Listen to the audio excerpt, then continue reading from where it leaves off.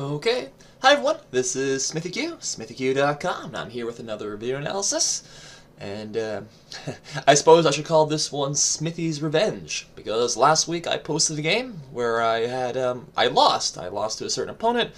I had a better position, but he introduced tactical complications, which I eventually drowned in, and he emerged victorious in 24 moves. Today, or this week, I have the same opponent. Fairly similar game. I had a better position. He introduced tactical complications, but this time, well, let's take a look. So, the opening, I was white this time. We had the normal Scotch. The opening I played for quite a long time now at this point. And let me just actually back up a quick second. In my continued attempt to try and get everyone to eventually play my openings, is that this opening is absolutely fantastic at beginner level, or for those who are learning. Everyone knows about the Italian, right? And everyone and their brother plays this when they first learn chess, right? Which is fine, but because everyone plays it, everyone knows it. They start learning the ideas very, very quickly. For some reason, the Scotch is not as well known, and it's just as good, it's just as powerful, it follows all the same rules. You're playing the center, you get your d4 in right away, you got the bishops coming out, and I find it's even easier for black to make mistakes. For instance, I can't tell you how many games I've played against people, are in that 14 and under, 1400 rating and under, who then will play knight takes d4, queen takes d4, then something silly like c5. Like, honestly, I see this so often, and if you're a beginner, hey, this is worth checking out. My opponent did not take and play c5. No. He played a different move that I had never seen before.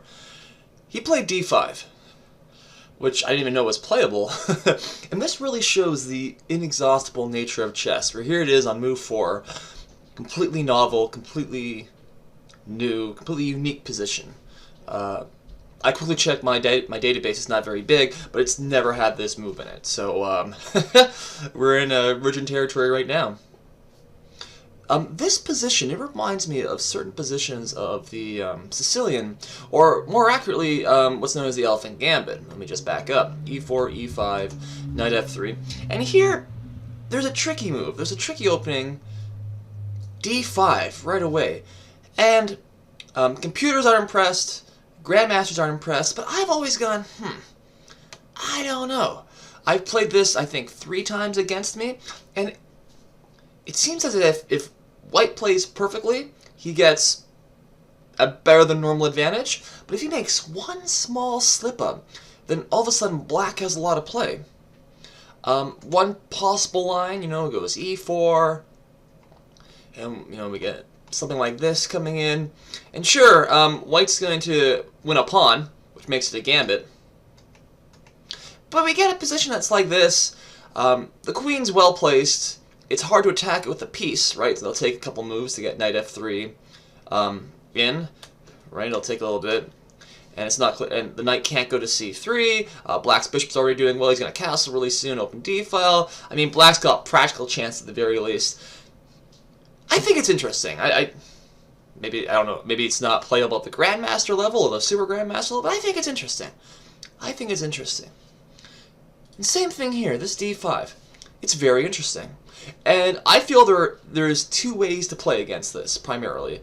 The first is how I played in the game, where I play e takes d5, and you bring the queen out very, very early, and you try and take advantage of it that way. The other possibility, which I think in retrospect is even better, we play bishop b5, using the pieces to try and take advantage of the early d-pawn move. Because what's the disadvantage? Why is it that no one has ever played d5 in this position before? And the problem is that it's going to open the center, right? Clearly these pawns are going to exchange very soon. And it puts this knight in a pin after bishop b5. So this knight can't move. It's already being attacked by 2 pieces, and the center is going to open up. White is 1 move from castling. Black is at least 1, 2, 3 moves from castling. And it's not clear what black's going to do here. The first thing to notice is that if he just takes the pawn, white is incredibly happy. I'm going to castle. I'm going to play rook e1. I'm going to play knight c3. Maybe I even play f3, and we're going to crush black's king. Oh, sorry. It's worth noting too, by the way, that if he takes the pawn, there's no real tactics like knight. This might look winning, but after the exchange, and then a6, black's going to get his piece back. White can't castle. White has to win this pawn back. And maybe white's doing okay, maybe white's doing better, but it's not the clear-cut tactics. And it's not really punishing black the way he should be punished in this position, right? Because the queens are off, pieces are exchanged, you're not going to try and checkmate black. Well, here, after takes, if we castle, well, now knight takes c6. It's much more of a threat. And we're going to win back the pawn. And I think black is going to be struggling here. If black doesn't take the pawn, it's not clear what he will do. If he tries to, for instance, play bishop d7, trying to defend that way, well then, after this following logical series of exchange, he's simply down a pawn. And maybe that's okay. Maybe black wants something like this, where he can castle, and we could just castle as well here. I would give out pawn be a very equal position. We could play c4, knight c3. And it's going to be an opposite side castling game. I don't think black's got enough here. No. But it's something. And lastly, if he doesn't play bishop d7, there would then be perhaps knight e7 this way. But again, all white needs... Okay, I'm going to develop, and just look at white's pieces. And look at black's pieces. All of white's pieces are on likely their best squares. Black's pieces, okay, this knight's okay, but it's pinned. This knight is also pinned. It's blocking this bishop. It's not clear where this bishop wants to go. Black is having problems. Sure, black's up a pawn temporarily, but I don't think it can stay that way. So I'm thinking this is why bishop b5 gives black problems. And I think in the future, if anyone else is ever crazy enough to play d5, this is how I would respond, I think. Because I thought the game continuation was very good until it wasn't. Which is often the case in chess, where I took the pawn, bringing the queen out. Now, I had a particular idea in mind. My idea is not to play knight c3, because, well, this knight is in trouble. If I just play bishop e3, that's very passive, right? I'm just defending my knight. I'm not taking advantage of your queen placement. My idea was to play queen e2. It's check, and the most natural move for black is, of course, bishop e7. You block the bishops, that way this knight can come to f6, that way you can castle fairly quickly. That'd be the idea. But then I've got this. And the knight is attacking c7. It's not so easy to defend that. And in fact, after something like queen d8, bishop f4, c7 falls. There's no way to defend it. And I stopped calculating here. I thought I was winning. I'm simply winning. I've managed to, I'm going to win the exchange, win a pawn. That's game over. And then when I analyzed it with the computer, it spit out some amazing variations. The counterattack. Bishop f5.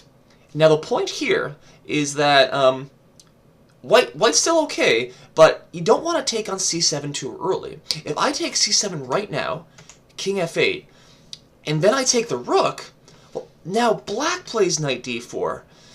And attacking the queen, attacking c2 as well, and the queen's also controlling the d-file.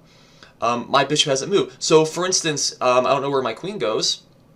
Okay, d2, we've got a check. It's going to pick up the rook. Maybe there's an exchange. And all of a sudden, it's not clear at all what's going to happen. The computer even likes black a little bit here. Counterattack. And so, I would have to, instead of taking right away, go queen d2. And then again, the computer spits out the following variation. You know, we got knight b4, again, attacking c2. Develop the knight. Exchange, exchange. Rook c8 comes in. Move the knight back. Take, back. You know, take. What is going on? And the final analysis, pawns are hanging, right? This pawn is hanging from the knight. This pawn is hanging from the knight. Both kings are not really well misplaced. this is a very strange position. Which is amazing, because again, what, 5 moves earlier, I got to here and I thought I'm just winning. I didn't even bother calculating. And yet, just as I had the knight coming in to the c-square, Black has the exact same ideas coming in, because his pieces can also hit there, and it can come with tempo, attacking my queen. So, this position was nowhere as easy as I thought it was. I'm pretty sure we both missed this. We both missed this idea. This bishop e7, because he played bishop e6, avoiding all that bishop e7 idea. And the computer even likes this move. The computer says both moves are ultimately fine in the end, when you analyze it. But I really like this. This is what I was aiming for, this position, because I can simply take it. He wants to keep the queens on, of course. And we look at this position. And so White has a permanent structural advantage. It's obvious. He has a isolated pawn on the e-file, completely open. I've already got my queen staring at it. Very hard to defend. I'm just going to bring my rooks to the central file, pressure that pawn, win that pawn, get a new queen, GG. That's the long-term strategy. And it's very obvious based on the pawn structure. I have no pawn weaknesses, so Black doesn't have that in compensation. But Black is something else. If you look at White's pieces, where are they going to go? Okay, yes, my queen is attacking the pawn, but it's in front of my bishop. It's stopping my bishop from developing. Sure, if I put my bishop on g2, if I could fianchetto it, that'd be amazing. But I can't, because the queen would just win the rook. So that's not really possible. So I'm going to have to move the queen away from the pawn to get the bishop out. So that's not very good. My knight will go to c3. That's going to be fantastic. Well, let's just watch. Knight goes to c3. Well, he pins it. And bishop d2, we'll just go another move forward. If we look at this, Black has really easy ideas here. He's going to play knight f6, he's going to castle, then he'll bring this rook to either the f-file or the e-file. Or maybe he'll double on the d-file, double on the f-file. His pieces can do anything. His pieces are very active. It's very easy for Black to get his following play. White's, by contrast, okay, this knight's good, but it's being attacked. My bishop is only defending it. This bishop's doing nothing. Even after I castle, my rook will be behind my bishop. And so what's happening is, in exchange for Black's structure weakness, he's got dynamic play right away. White's pieces aren't optimal, while Black's pieces are quickly getting to their best squares. And so what's going to happen, what's going to determine this game, is whether Black can take that dynamism in his position. He can take his active pieces, and he can keep them active. He can keep White inactive. If he can do that, then his structural weakness won't matter so much, and this would be dynamic equality. That's what this position is. I have the better structure, I have 2 bishops, he has a weak pawn, but his pieces are temporarily better. And if he can keep them that way, he'll be fine. If he can't, though, if he starts slipping up, my advantage, my pieces will be becoming better and better, his pieces will remain the same, and then his structural weakness will be the final determiner. That's what's going to matter the most. For all those reasons, this is why I played my next move. I played queen b5. And the idea is, I'm attacking his queen, so I'm hoping to get a queen exchange, and I'm threatening the pawn. He needs to do something. That's pretty clear. What I'm hoping is that he would break the tension, that he would take, I take, and instantly Black is probably losing. Just like that. Because my pieces are no longer so tangled. I already got my bishop on a great square. I'm attacking the knight. I'm even threatening to simply double the pawns. So if he plays a normal move, right, get to here. Now his structure is an absolute shambles, and I don't know how he can defend. He's in trouble. I could even try and potentially try and exchange more pieces. If he takes, bishop versus knight. If he takes here, I take here, and now we're quickly reaching an endgame. I'm not sure if this is best play, but it's an option, right? Taking the queen would be a horrible mistake. He played queen e5, check. And then after bishop e2, castle, castle. Let's back up for a second. Queen e5. We'll back up more. right here, the best move for black would be just the castle. Be castle. Because he doesn't mind if I take the queen. Right? If I take and he takes back, he's gotten rid of his structural problems. And the only advantage I have are the two bishops. They are on an open board, and that is quite a good advantage. I don't think it's winning. I don't think it's enough to, right now, to press in. If they have nothing to attack, and black has no weaknesses. And so, if I'm not going to exchange queens, what am I going to do? And I was thinking, okay, maybe something like bishop d3, attacking the queen. Now you play queen e5. And the idea here is, well, if the bishop has to go back, then it's just a loss of a tempo. You bring your knight out.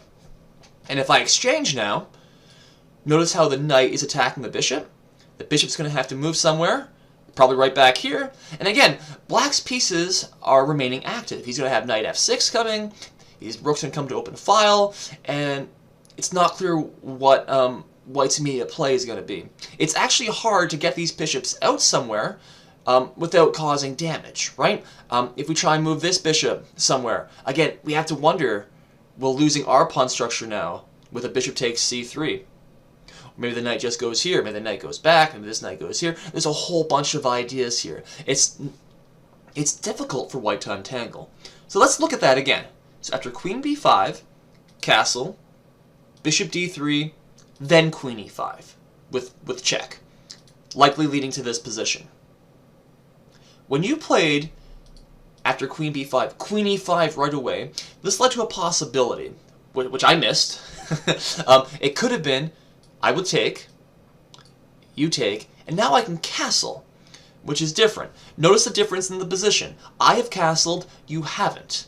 All right, my rook is already on the file, yours isn't, and my bishop hasn't wasted time going to d3, then back to e2. This position is already doing quite nicely for white. He has solved most of his problems because his bishop is again free to go out. It can go anywhere. I can maybe play f4, bishop f4 to keep the knight away, and things are doing okay. I would quite like this position, except for this, knight g4. This is the move where I couldn't find a solution to. And the problem is that the knight is attacking the pawn, and it's threatening a fork, and I didn't see a good way to defend. If I have to play, if I play bishop e3, you simply take, and I've lost my advantage. It's, again, we have two bishops. No, I don't even have two bishops. It's one bishop against one bishop, weak pawn against weak pawn. This is terrible. Do I have any hope? I don't think so. Of realistically getting a victory? So if bishop e3 doesn't work, bishop e1 is incredibly passive. This bishop might even be overloaded. Black could potentially take the knight, forcing the b pawn takes. And the bishop is passive, not a position I'd want. The move I missed would be knight e4, which seems obvious in retrospect, because, well, the knight defends the pawn. The knight's on a great square. I'm also tempting an exchange here. If you retreat, I can just play h3, or I can play bishop e2. I'm going to kick the knight away. I'm going to start untangling. And already, I'm doing very well. This is a dream for me, right? I guess, again, that's my goal. I want to exchange some pieces, get closer to the endgame, so that this pawn weakness matters more. Already, black's pieces aren't as active as they could be. Instead, I played bishop e2, and we reached a similar position but with queens on. We had castle, castle, knight f6, and I played my next move very quickly. I played rook e1. It seems pretty obvious. It's probably the best move, and the idea is simple. I got all my pieces pretty, well, not on their best squares. My bishops could be better. But my rooks are on the central files, and I'm ready to start playing things like bishop f3, or if the queen moves, I can go to f4 or g5. The bishop's going to start doing things. And also, if he doesn't exchange queens, if I put my bishop on f3, then there's going to be pressure on the king side, right? All said, this position is about equal. And black kind of has two choices here. One, he can just play rook e1 and do something. Or he can be greedy, and he can play queen takes h2. And I'm going to admit, I did not, I barely looked at this move at all. I thought it was just obviously silly, because the queen's going away. Is that pawn even relevant? And then after bishop f3, my bishop is again staring at the king. I'm threatening to win a pawn here. The rook is attacking this pawn. The queen's out of play. Things look very good for white. Like, why even bother calculating?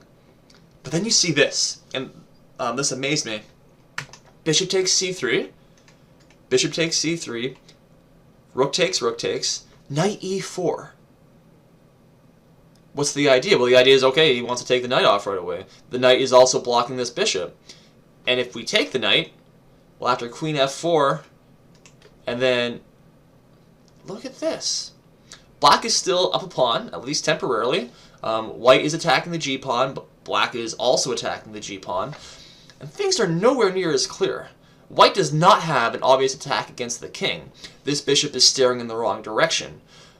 This knight could, in theory, come to my king's side.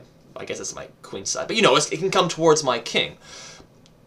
Black's queen is surprisingly hard to push away. It's on a very central square. None of my pieces can easily attack it.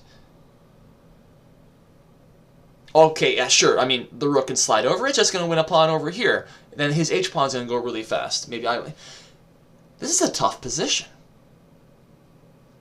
And it's all because... And it's incredibly contradictory, because you had to... In order to see this, we need to see that, A, black's going to give up his other bishop just to reach this knight e4 position. Fantastic. And I don't think white... It'd be very difficult for white to win this game against, even adequate defense. Amazing. Again, the inexhaustible nature of chess. It almost blows my mind that in this position, the best move is to take a pawn. Huh. Instead, my opponent played a different move that I didn't consider.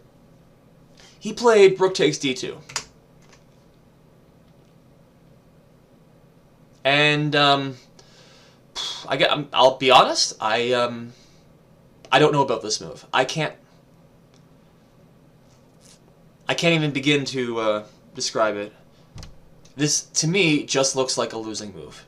To me, this looks like... The term hope chess gets thrown around too much. Let me back up. Look at this position. Just look at this position with me, okay? I'm going to preface this by saying that forcing moves should always be calculated. And so I'm not going to say don't play rook takes d2 on principle. But on principle, we should realize this is an incredibly dubious move. And unless you can calculate immediate and obvious tangible benefits, so you get... you emerge pawns up, or you get a checkmate, or you get an incredibly strong attack, you shouldn't look at it. In principle, if you're looking at it and you've calculated some variations and you aren't sure, you don't do it. Because why? This board is wide open, okay? It is open. I have two bishops. Two bishops are very good against two knights. But you know what's even better against two knights on an open board? Rooks. By doing this, you're giving up an exchange. Now your knight has to defend against a rook on an open board. Rooks and bishops. And your knights are terrible against this. It's actually, on an open board, a bishop can sometimes struggle against a rook. There are some positions, some endgame positions, even some early, late middle game positions, where a bishop, because it can control the whole board, right? You imagine we get this bishop, on e4, right? It can control everything. Just imagine that arrow was a bit straighter, right? Everything. The rook can do something similar, right? If the rook was right here, it can go... I'm just going to draw, right? It can go anywhere very, very quickly. The knight can't. The knight is stuck on one side. And so the rook, it'll run circles around the knight. It's just, it's ridiculous. In principle, this is not a move I would look at. Let me just delete all these arrows here. And do we see why? It doesn't have to do anything with the variations. I would just say, do I win a pawn? No. Do I get a murky position afterwards? Oh, not worth calculating. That's it. Because look what happens. Rook takes d2. Okay, I take back. What's the idea?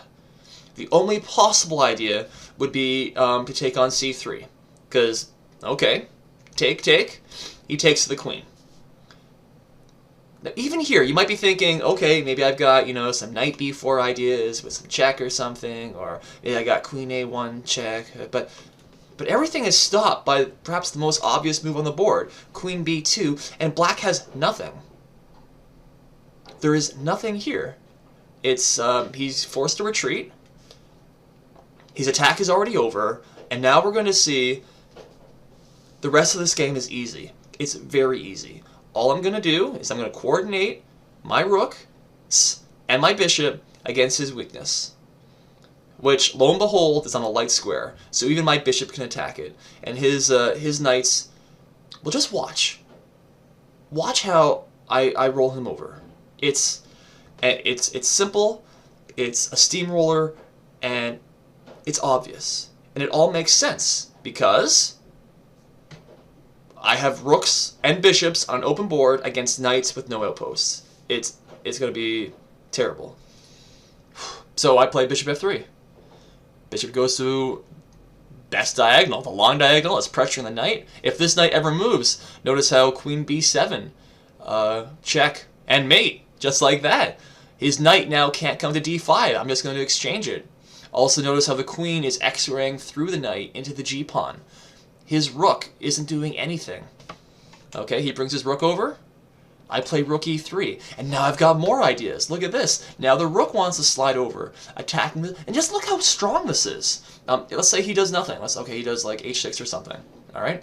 I bring my rook over, attacking the pawn. What is he gonna do? How does he defend it? He does something like this. Whoops. Their queen moves. I win the knight. That's not very good for him. Okay. Maybe the knight moves like here or something. Whoops. There's a fork. Okay. Maybe the knight moves here. That's not a very good move, computer. Maybe it moves there. Well, you know what? We can just take. Because this, if he comes back, that's mate. You see how the rooks and the bishop can coordinate so beautifully, especially on open board? Fantastic. I've got really real threats here. So instead of allowing this, he played knight d8 right away. The knight, it defends the pawn, it allows him to play c6, and it defends this even more. That's the best move. But look how passive he has to go against the rooks and the knights. I now play queen e5. A computer doesn't like this move. The computer says it's nearly a pawn worse than rook e5. But I don't... it's true. I suppose attacking the king makes sense in this position, because I can get all my pieces attacking quite easily. But as long as queens are on the board, he has potential for counterplay. But once I exchange it, now the only thing that matters now is that I'm going to exchange up, and he has a weakness. Again, the game is so easy at this point. He plays knight d7. Again, his knight has to retreat, kick me away. That's fine. I go back. He brings his knight to c5. Now, in defense, this is a good square. This is the best square for the knight, because I have no b-pawn, right? My b-pawn is gone, and so I can't kick this knight away. The knight defends b7. The knight defends e6. And it's a good active knight. And it's true. The problem is, this is black's only active piece. And there's no way you can activate these pieces as well. Well, in contrast, I'm going to use all my pieces to coordinate very, very easily. And another problem is that my opponent is stuck with rooks and knights. Or a rook and knight. And a rook and knight, they do not coordinate very well. There are very few positions. Usually the rook needs to be on the 7th rank. And often, a rook and a knight can be attacked, especially by the enemy king, in such a way that neither can defend each other. Right? It's actually, by the nature of their movements, is a rook is a long-range piece, and a knight is a short-range piece. And they don't coordinate as well together. By contrast, rooks and bishops almost always coordinate well. On an open board, they're almost unstoppable. And again, we're going to see this. I bring my rook over. He moves his knight out. Again, I'm just focusing on the e6 pawn. Very simple chess. He defends. Now here is the only time where I needed to think, where I needed to formulate a plan to go forward. Because my pieces are on great squares. Yeah, I mean, I can't put my pieces on better squares. The problem is that he's defending right now, and I need to do something to break through this this stalemate, right? It's not a fortress, but I've got to do something. And if I don't do something, he could just sit there and move his knight back and forth or something. Boom, boom, boom, boom. I've got to prove my advantage. And the idea, it came to me fairly quickly. Again, rooks and bishops need open lines. Yes, this is a weakness, but that's not the most important thing in the position anymore. The most important thing is that I'm up in exchange. In a perfect world, I want to exchange rooks, so I'll exchange rooks, and I'll exchange my bishop for one of his. And then what we have is we have a rook against a knight in a pure endgame, and again, the rook is going to dominate. It's not even going to be fair, it won't even be funny, and you get swept away so incredibly quickly. If you've ever played a training game against Stockfish, I've done this a few times, not often because I don't really like endgames. Probably should do that more though. You set up a position where, Stockfish is up in exchange, or has an extra pawn, or, has a good bishop versus a bad knight, and you just see how the computer is able to turn that into a winning position or a winning game so easily and almost and effortlessly, right? It's beautiful to watch. Maybe not as beautiful, as a Paul Morphy queen sacrifice, but on the same idea, how we can take this positional, nicety, right? In some cases it's quite subtle, right? Good knight versus bad bishop, and just make it incredible, right? And make it seem as if, oh my gosh, it's might as well be up a queen. That's how powerful it is. A rook versus a knight on an open board, maybe that's an exaggeration, but it's almost like being up a rook. It's very, very easy, unless there is a fortress. And because there's pawns on both sides of the board, it's very, very difficult, if not impossible. So what does that mean? This means I want to open up a few more lines, so that way my rook and my bishop can can dive even more. I play f4. And the idea is to play f5, exchange some more pieces, exchange lines, open lines, so there's even more room for my rook to move. That's the idea. And we'll see how powerful this idea is in a second. He played g6, trying to stop it, but it doesn't stop it. I play f5 anyway. And after the exchange, he can't take because of the pin on the e-file. Notice that, yes, I'm attacking this pawn, and there's nothing he can do to defend that. If he moves his rook over, well, this pawn drops. If he tries something like this, well, I can just kick him away. And if he moves, I've got bishop g6, attacking and pinning the knight. And already black has to be careful. I mean, if he does this, well, he just walks into a pin. So he'd be forced to do something like this. And now there's take up some more pawns. I get my exchange I want. I'm again attacking, and things are just great. So instead, my opponent played knight d6. I took, and now I've got a very easy plan here. And the arrows are showing what's going to happen. I'm going to push this pawn. But this is how you win, right? You get a pass pawn, then you push it. That's how you win in the endgame. I want to push the g pawn because my bishop already controls two important squares, and I'm going to quickly get my rook behind the pawn. Either rook, doesn't really matter. I also have the h pawn to help as well. Black is he can't defend it. It's simply a winning idea, and in fact, for the rest of the game, the only thing I do is push my g pawn. That's it. He plays b5. Okay, I mean, why not? I push my pawn. He brings his rook over. I push my pawn. He brings his knight in. He's attacking my rook, and he wants to... This is perhaps the best idea. This is the best he could have come up with. The idea is, if I move my rook, he suddenly comes down, and oh shoot, I've been embarrassed, because this is now checkmate. Because the knight controls only two flight squares. And so this was a good idea. This is the best idea he could have come up with. The thing is, though, I just play g6. I don't worry about that, and he resigns. And the idea is simple. If he takes okay, I take back. Check. Oh, don't want to go there. I'm gonna go here. If I go here, he wants to put his rook behind the pawn, and what I want to do is I want to do this. Then he has this check. So if I put my king on this square instead, now when he does this, now the pawn queens, because he has no check. I mean, his only check would be this, and it doesn't work. Obviously, it's not a fork.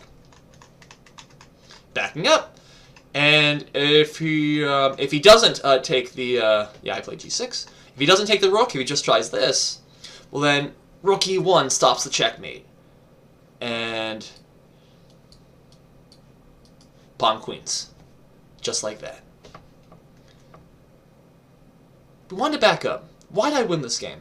And in fact, the reason I won this game is the same reason I won most of my games. How I got from 1600 to about the 1800 mark. Right?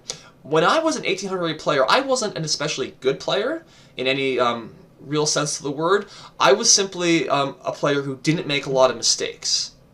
I did not make obvious mistakes, and what I did is I would wait for my opponent essentially to implode. My opponent would overreach.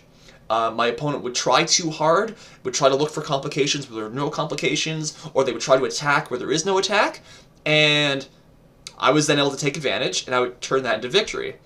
Again, this worked up until about 1800, then I got stuck at 1800 for a decade, and I actually had to learn to become a good chess player to get beyond that. I had to learn how to create my own threats and do things rather than waiting for my opponent to do bad things. But this is what happened in the game. Up to here, we've got a normal position. And, well, okay, it's not normal, but it's a position, right? Where all three results are possible. Black can win, white can win, it could be a draw, and you could say either of those with a straight face is going to happen. Then we had rook takes d2, and almost instantly the game is over. From this point forward, I have no doubt. I mean, okay, for a couple of seconds, I'm calculating, especially here. Did I miss anything?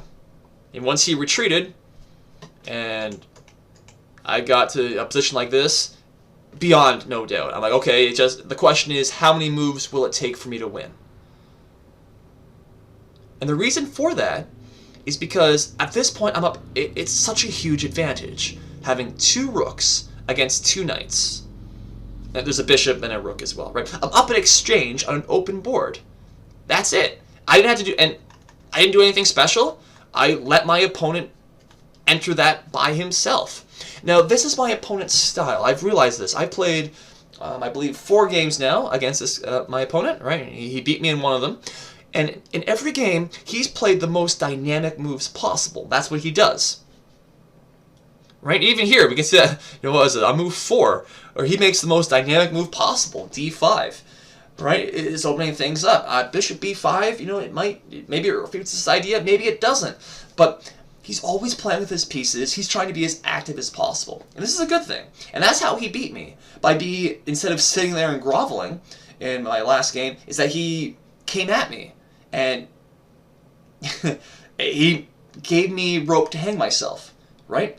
There's a good time to try this dynamic possibilities, right? Is it playable here on move 4? I think it is. I don't think there's a losing move here. Maybe bishop b5 is the best way to do it. But anyway, we reach a normal position. And again, black already has active play, right? That's black's advantage here, are his pieces. But then he tried to reach too far. And this happens so often. People try and do too much. They overestimate their position. Maybe this is just a miscalculation, but I think it was something deeper. This was simply him trying to be dynamic when he didn't need to be more dynamic. Where at this point, maybe taking h2, okay, that's possible, right? Maybe you don't want to take h2. Okay, maybe you just play rook e1, or rook e8, sorry. We start playing normal moves. You prepare knight d5. Maybe you exchange. You play normal chess. Maybe now you got knight f6 coming over here. Knight e5. Play h5.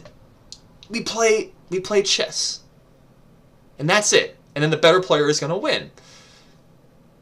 By playing rook takes d2, which is it's an unforced error. It's an unforced attempt to try and stir complications where it didn't need to be, right? So that's that. I hope you found that helpful, everyone. I hope you found that useful. Again, I'm SmithyQ, SmithyQ.com, and there's that. I wanted to post this right away because I've been thinking about this game for a little bit. And again, Smithy's Revenge. So that's that. Again, I love feedback, so if you give me feedback, I can make more videos, or I'll alter my videos, or tell me what you want to see. And yeah, that's that. I'll have more. I got another video coming out really soon, so stay tuned for that. Otherwise, yeah, that's that. Check out my blog, SmithyQ.com. But thanks for watching. Thanks for listening. Bye for now.